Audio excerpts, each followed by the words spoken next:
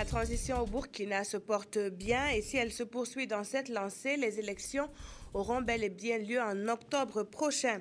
C'est en substance les conclusions issues de la deuxième réunion du groupe international de suivi et d'accompagnement de la transition au Burkina Faso. Dès le début de ce journal, le point sera fait sur la rencontre tenue hier à Ouagadougou. Depuis 48 heures, les Bobolais font face à un manque d'eau. La faute est à la nationale de l'eau et de l'assainissement qui connaît une panne à sa station située à Nassau. Les désagréments sont donc de mise, mais les responsables rassurent, tout devrait rentrer dans l'ordre dans les jours à venir. À Ouagadougou, on ne peut pas en dire autant avec, depuis hier, de longues coupures d'électricité ressenties dans plusieurs quartiers de la capitale. La cause et la suite à donner nous seront exposés dans le cours de cette édition avec un invité. Il s'agit de M. Adamatou, qui est le directeur du transport de la Sonabel. Bonjour à tous et bienvenue. Le groupe international de suivi et d'accompagnement de la transition au Burkina Faso repart satisfait de l'évolution du processus en cours. L'Union africaine, la CEDEAO et les Nations unies encourage donc le gouvernement et l'ensemble des acteurs à poursuivre les efforts pour la réussite de la transition. Pour leur part, ils se disent prêts à soutenir financièrement le Burkina dans l'organisation des élections générales d'octobre dernier.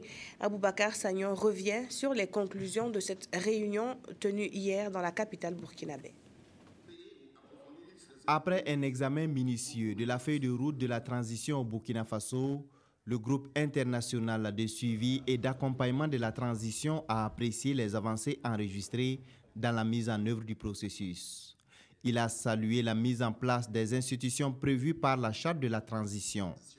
La réunion a également pris note de l'annonce d'un calendrier détaillé des élections présidentielles, législatives et locales et du démarrage de la révision exceptionnelle des listes électorales. Nous repartons revigorés et davantage mobilisés pour continuer à vous accompagner jusqu'à la réalisation de l'objectif recherché, à savoir le 11 octobre des élections présidentielles et parlementaires, et ainsi tourner cette page de la transition. L'organisation des élections générales va coûter 54 milliards de francs CFA.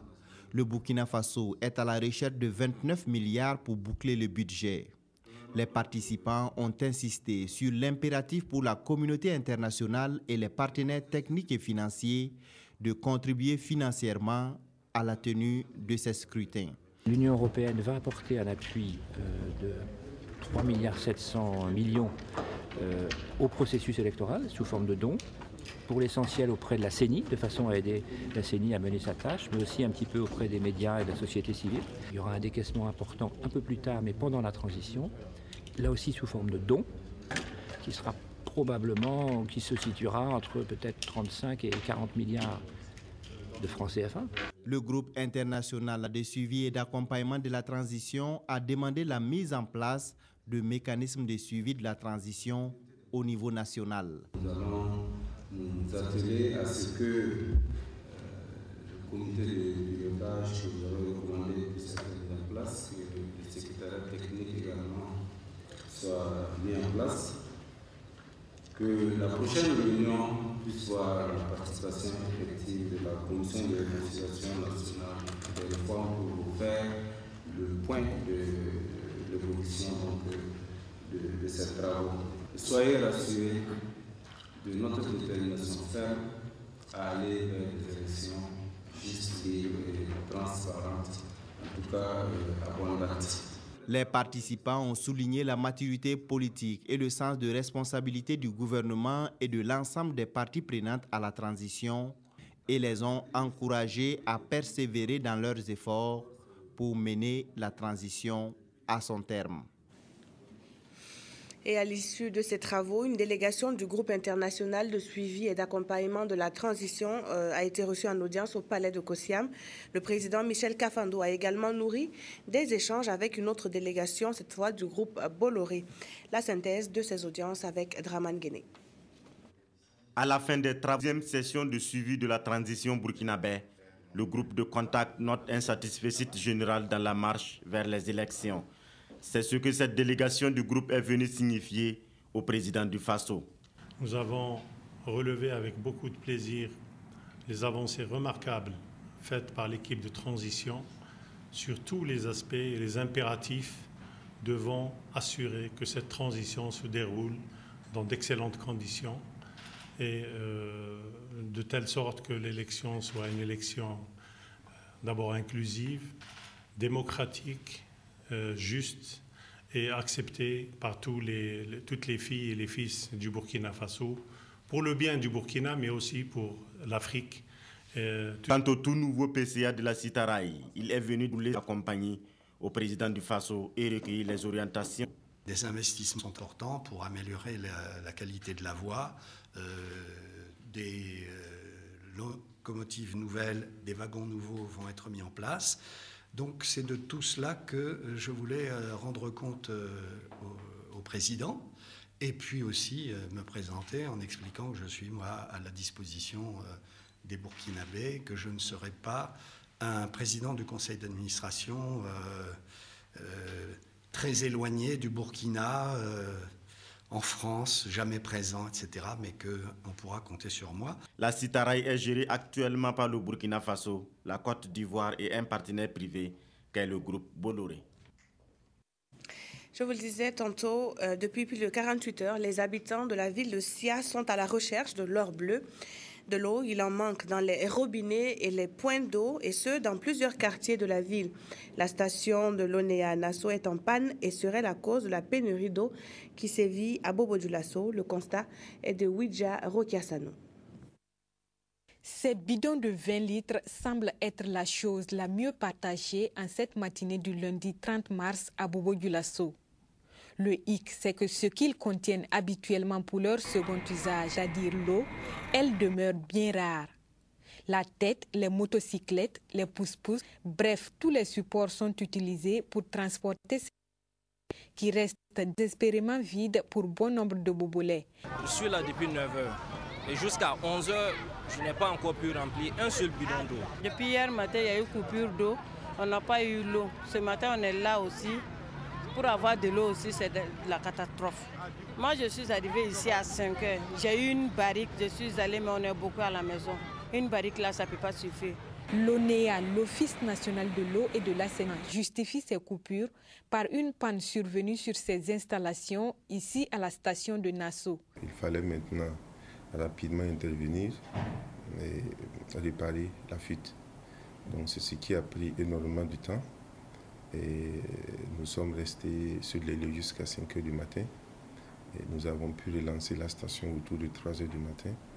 Voilà. Donc maintenant, comme les conduites se sont vidées depuis hier, donc, le réseau met du temps pour se remplir. Les tournent de la station de pompage de Nassau et au lieu de s'empirer comme le craignent certains, la situation devrait se normaliser dans les prochains jours. Les quartiers qui doivent patienter, je peux dire que c'est d'abord les zones très hautes de la ville de Bobo. Voilà, donc on peut donner, citer entre autres la zone de 25, juste à l'entrée de la ville de Bobo. L'urgence des consommateurs. Voilà, bonjour Monsieur Adamatou et merci d'avoir accepté notre invitation. Pénurie d'eau à Bobo-Dioulasso due à une panne. Coupure d'électricité à Ouagadougou, est-ce qu'on peut dire que c'est aussi la même cause? Merci Madame Ouedraogo. Tout d'abord, je voudrais remercier la télévision nationale du Burkina pour l'opportunité qu'elle donne à de pouvoir expliquer à ses abonnés et la situation qu'elle vit ces derniers jours. Voilà. Alors, donc, la situation, elle est là. Il n'y a pas d'électricité, c'est pire que des délestages. Qu'est-ce qui se passe? Effectivement, depuis hier, les clients de la Sonabel ont pu constater un délestage beaucoup plus profond que ce qu'ils ont l'habitude de voir. Suite à la grève des transporteurs d'hydrocarbures, la Sonabel connaît en ce moment une difficulté d'approvisionnement en combustible dans ses centrales. Donc, on a plusieurs de nos centrales, les plus importantes comme Silga, dont les machines ont été arrêtées faute de combustible. Voilà. Est-ce à dire qu'au niveau de la Sonabel, on n'a pas de carburant en stock pour gérer ce genre d'imprévu? Parce que la grève, elle est là depuis que seulement 48 heures. Oui, vous avez parfaitement raison. La Sonabel dispose de cuves de stockage, mais il faut reconnaître que, compte tenu des difficultés financières que connaît la Sonabel depuis quelques années, elle a du mal à faire face à ses charges de fonctionnement et à constituer des stocks de combustible pouvant lui permettre d'assurer un minimum de sécurité. Voilà. Donc, c'est dans ce contexte que la rupture d'approvisionnement s'est produite et tout de suite, les heures qui ont suivi, on a ressenti effectivement... Mais justement, quelle est l'ampleur de ce manque d'hydrocarbures-là? Combien de milliers de ménages pourraient être touchés et surtout, voilà, quelles sont les dispositions qui sont prises, quoi? Pour parler de l'ampleur donc du déficit, il faut tout de suite dire que avant donc la situation de grève qu'on connaît aujourd'hui, on avait un déficit de l'ordre de 20 MW. 20 MW sur un total de la demande qui vaut les 225 MW. Voilà. Maintenant, avec la grève, comme je l'ai expliqué tout à l'heure, on a dû arrêter certaines machines, ce qui fait qu'il y a à peu près 100 MW de machines qui ont été arrêtées. Donc aujourd'hui, nous faisons face à peu près avec la moitié de nos capacités qui sont capables de fournir l'électricité. Donc, c'est dire, de façon pratique, si un délestage devait durer 8 heures, il va aller jusqu'à 16 heures maintenant. Voilà, c'est à peu près cela. Nous avons nos capacités, sinon même plus de la moitié. Et je dois dire qu'au fil des heures, les capacités, les stocks s'amenuisent. Et effectivement, on va vers une rupture. Est-ce qu'on pourrait ne pas avoir d'électricité, justement, si cette grève-là continue pendant combien de temps? Ou bien, voilà. Si cela continue, puisque vous avez parlé d'un amenuisement de cette capacité-là, est-ce que ça peut arriver jusqu'à 0? Parce que si on est à 2 jours de grève, on est à moitié, ça veut dire qu'après demain, on n'aura plus d'électricité? Absolument, c'est ce qu'il faut craindre. Il faut dire que nous avons plusieurs sources d'approvisionnement. Nous avons bien sûr nos machines, les centrales thermiques, qui utilisent effectivement le combustible. Mais nous avons aussi des centrales hydroélectriques et nous avons aussi une part d'importation d'énergie en provenance de la Côte d'Ivoire. Donc, c'est les capacités de production thermique qui vont aller en s'amenuisant, qui peuvent aller effectivement à 0 si rien n'est fait pour approvisionner le combustible. Donc, tout ce qui va rester, ce sera la production hydroélectrique et puis les importations d'énergie de Côte d'Ivoire. Et voilà, qu'est-ce qui est fait au niveau de la Sonabel pour justement ne pas qu'on arrive à ce stade de 0 là? Alors, cette situation, selon les informations dont nous disposons, la grève est prévue pour s'arrêter au plus tard à minuit aujourd'hui. Donc, nous fondons l'espoir que les discussions qui sont menées avec les autorités puissent aboutir à une levée du mot d'ordre, sinon en tout cas à une amélioration qui puisse permettre de commencer à approvisionner nos centrales en combustible. Maintenant, entre ces deux moments, nous essayons de gérer le stock disponible de sorte à pouvoir l'étaler jusqu'à au moins demain dans la matinée. Donc nous allons continuer à fournir l'électricité aux abonnés que nous pouvons alimenter jusqu'à demain dans la matinée. Et les délestages vont continuer forcément. Et comment est-ce que ça peut se passer, si vous avez des informations là-dessus pour donner justement aux abonnés? Il faut dire qu'on avait déjà un programme de délestage que l'on suivait. Mais depuis hier, ce programme n'est plus opérationnel compte tenu de l'ampleur même de la situation. Donc, les abonnés peuvent s'attendre effectivement à des délestages vraiment qui ne soient pas conformes au programme et qui peuvent être beaucoup plus longs. Je pense que les abonnés ont dû le constater depuis hier. Les délestages sont vraiment de façon drastique. D'accord. Et on se dit que dans ce programme-là, on pourra donner de l'électricité quand même dans 24 heures à quelques ménages. On ne va pas rester 24 heures sans électricité, peut-être pour rassurer un peu les abonnés aussi. Ben, tout à fait, c'est ce que nous essayons de faire. Nous essayons dans un premier temps de privilégier certains centres névralgiques de notre réseau. Vous avez cité tout à l'heure l'ONEA, vous avez les hôpitaux, vous avez la télévision nationale. Donc, il y a un certain nombre de centres névralgiques où nous assurons la disponibilité de la fourniture d'électricité.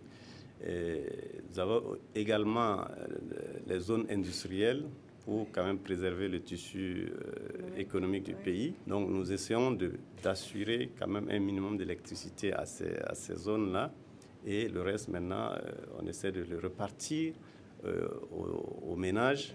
Et nous essayons effectivement de faire en sorte que ce soit tournant, que chaque quartier puisse bénéficier d'un minimum de temps de fourniture pour que ça puisse être acceptable. Alors, admettons que cette grève-là s'arrête effectivement ce jour à minuit. Combien de temps la Sonabel prendrait pour revenir à la normale?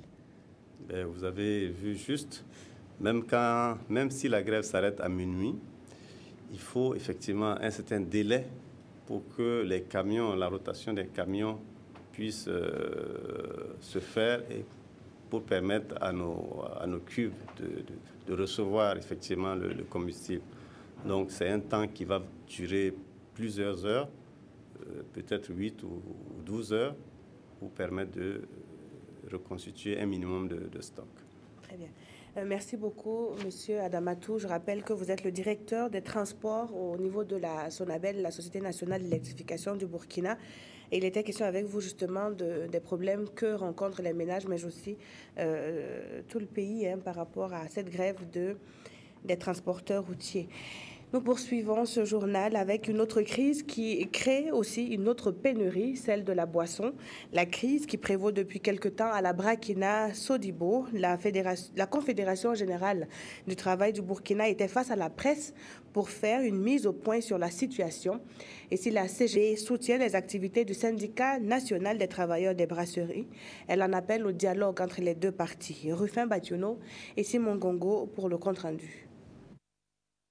La Confédération générale du travail du Burkina est solidaire du syndicat national des travailleurs des brasseries. Sa position, elle a communiqué aux hommes des médias à travers cette conférence de presse. La CGTB justifie son attitude par les mesures prises par la direction de la Brakina à l'encontre des travailleurs. Le blocage des salaires pour les payer les 6 et 7 du mois prochain, sous prétexte qu'ils ont légalement le droit de les payer jusqu'au 8 du mois. Remise de lettres de demande d'explication à des ouvriers qui ont refusé d'exécuter des heures supplémentaires, refus d'exécuter les points d'accord partiels conclus devant la Direction générale du travail, l'imposition d'un nouvel horaire de travail sans concertation avec les délégués du personnel, comme l'exige la législation, le licenciement de 9 travailleurs à Bobo, puis d'un 10e, avec comme vrai motif, nous citons, ils ont choisi leur camp lors des grèves. La CGTB a aussi dévoilé ses démarches entreprises auprès du ministère de la fonction publique, du travail et de la sécurité sociale pour résoudre cette crise. Norbert Wangré et ses camarades ont invité la direction de la Brakina à renouer le dialogue avec les travailleurs et la direction générale du travail. La CGTB interpelle une fois de plus les autorités afin qu'elle rappelle à la direction de Brakina Sodibo ses obligations et qu'elle renoue le dialogue avec les travailleurs et la direction générale du travail en vue de trouver une solution à la situation. Pour la suite, la CGTB s'est dit disponible à toute forme de dialogue pouvant aboutir à la résolution définitive de ce litige. Dans la commune de Saba, le mouvement du peuple pour le progrès était à la rencontre de ses structures de base. À quelques mois des échéances électorales, le MPP exhorte ses militants à se mobiliser pour l'enrôlement biométrique. Bouma Ernest Nebié et Nathalie Savadogo. À 6 mois des échéances électorales, le mouvement du peuple pour le progrès MPP rend visite à ses structures de base de la commune de Saba. Une visite dont l'objectif est de vérifier l'effectivité du fonctionnement de ces sections et sous-sections. Les équipes du bureau politique national ont pu sillonner les 25 villages de la commune de Samba en une journée. L'objectif, c'est de demander d'être parce que la lutte est encore devant. Nous avons les élections de 2015 que nous devons remporter et nous devons à chaque fois passer, motiver la troupe et leur demander d'être davantage plus engagés. Au terme de la tournée, c'est un satisfecit général qui se dégage. Cependant, l'arbre ne doit pas cacher la forêt.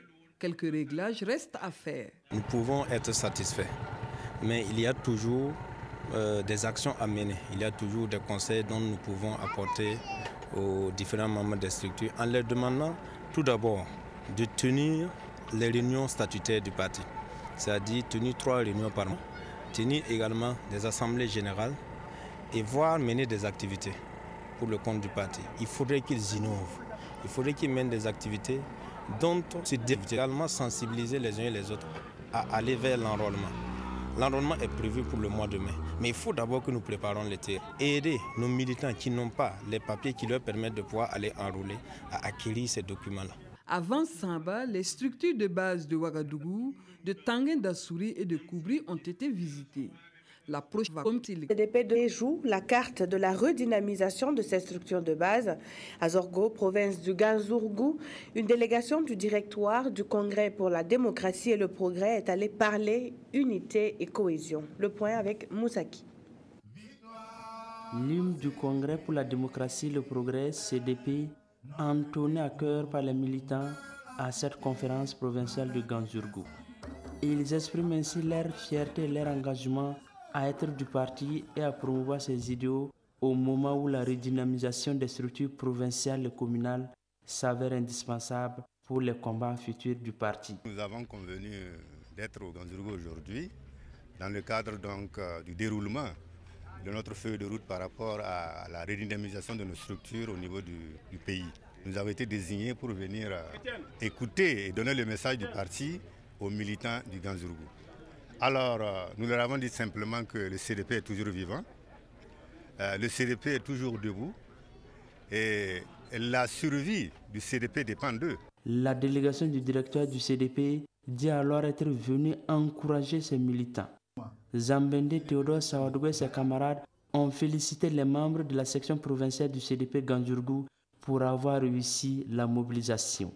Les dernières orientations du parti qui consistent à la promotion de l'unité et de la cohésion sociale au sein des militants ont été données. Aujourd'hui, c'est vrai, nous allons faire des rectifications, mais nous gardons le cap en termes de mobilisation des populations et déjà nous savons que les populations adhèrent.